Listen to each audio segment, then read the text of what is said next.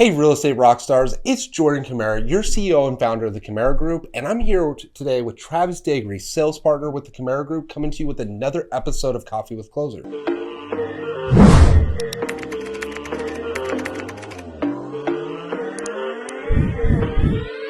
Please.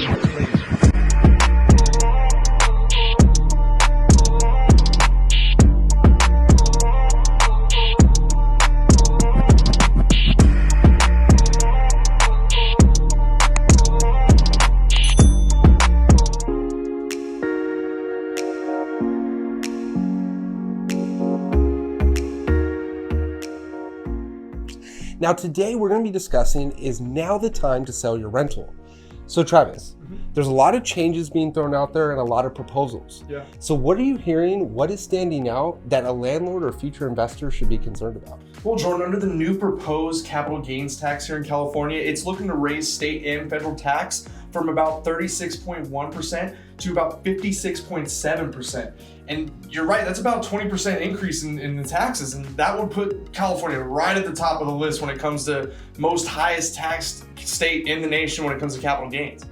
Well, surprise, surprise, right? As a California state resident, it's not a surprise that we're the highest tax state in yet another category. No. But to stay on track, Travis, what kind of impact is this going to have on a landlord or future investor? Well, we can do the math, Jordan. You know, when you have a rental property and you're looking to sell it in the current tax rate that we have, and it's around $400,000, you're looking to get taxed about $148,000.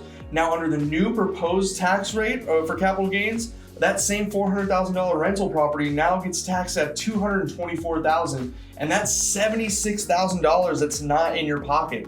Well, I don't know about you, Travis, but I can do a lot with $76,000. Yeah. So I'm assuming landlords and investors, they're going to obviously want to sell before these changes take place. Yeah. But for those investors who can't sell right now, maybe they can't get their tenant out, maybe the time frame just doesn't work for them, but moving forward, what are some strategies that they could implement to maybe eliminate the capital gains tax or at least lighten the load?